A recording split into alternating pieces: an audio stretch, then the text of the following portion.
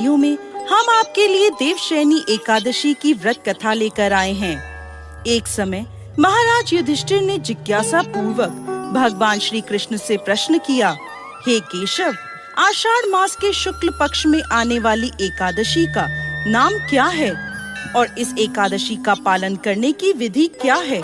युधिष्ठिर महाराज की जिज्ञासा सुन भगवान श्री कृष्ण बोले, हे धर्मराज युधिष्ठिर, ध्यान पूर्वक सुनिए। मैं आपको एक कथा सुनाने जा रहा हूँ जो सृष्टि के रचयिता ब्रह्मा जी ने नारद मुनि को सुनाई थी। जैसा कि आप जानते हैं कि नारद मुनि सदैव लोक कल्याण हेतु विचरण करते रहते हैं। ऐसे ही एक दिन नारद मुनि विचरण करते हुए ब्रह्मा जी के पास पहुँचे और उनसे पूछने लगे, हे पिताश्री, आषाढ़ मास के शुक्ल पक्ष में कौन सी एकादशी आती है और किस प्रकार ये जीवों का उद्धार कर सकती है? नारद मुनि का प्रश्न सुन ब्रह्मा जी बोले, प्रिय पुत्र, आषाढ़ मास के शुक्ल पक्ष में आने वाली एकादशी को देवशयनी एकादशी या पद्मा एकादशी के नाम से जाना जाता है। इसके विषय में अब मैं तुम्हें एक पौराणिक कथा सुनाता हूँ। ध्यान पूर्वक सुनो। सतयुग के समय में पृथ्वी पर सूर्य वंश के अत्यंत पराक्रमी और धर्मपरायण राजा मानधाता राज्य करते थे। एक समय राजा मानधाता के राज्य में अकाल पड़ा। प्रजा दुखी थी और भूख प्यास से व्याकुल थी। हवन आदि शुभ कार्य भी सभी बंद हो गए थे। यह देख राजा को बहुत दुख हुआ। इस चिंता से वो वन की ओर चले जाते हैं। वन में भटकते भटकते राजा ऋषि अंगीरा के आश्रम में पहुँचते हैं। आश्रम में पहुंचकर वो ऋषि से बोलते हैं, हे सप्तऋषि, मैं आपकी शरण में आया हूँ। मेरे राज्य में अकाल पड़ा है। प्रजा कहती है कि राजा के पापों से प्रजा को दुख प्राप्त होता है, परंतु मैंने अपने जीवन काल में किसी प्रकार का कोई भी पाप नहीं किया है।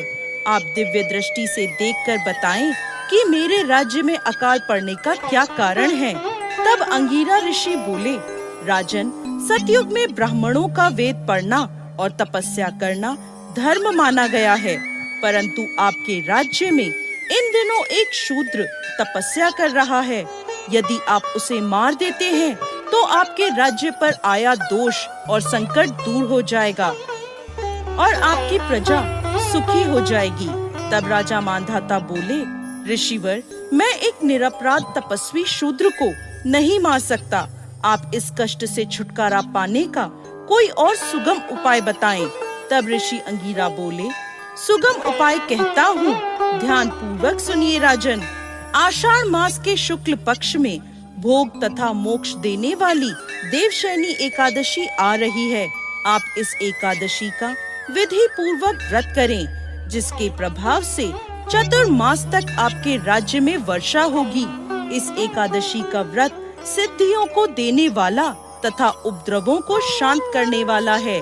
ऋषि अंगीरा की बात सुनकर राजा मानधाता उन्हें प्रणाम कर अपने राज्य की ओर लौट गए और अपनी प्रजा के साथ आषाढ़ मास के शुक्ल पक्ष में देवशयनी एकादशी का व्रत किया, जिसके फल स्वरूप उनके राज्य में चातुर्मास तक घनघोर वर्षा होती रही।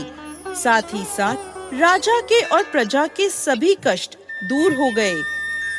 कथा का समापन करते हुए ब्रह्मा जी ने नारद मुनि से कहा, हे नारद, यह व्रत समस्त जीव आत्माओं को मुक्ति प्रदान करने वाला है।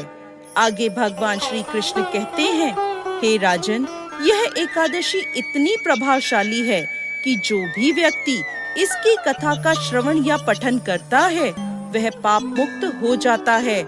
भविष्य उत्तर पुराण के अनुसार इस एकादशी के दिन से भगवान श्री हरि विष्णु अन्य देवताओं के साथ 4 महीनों के लिए योग निद्रा में चले जाते हैं।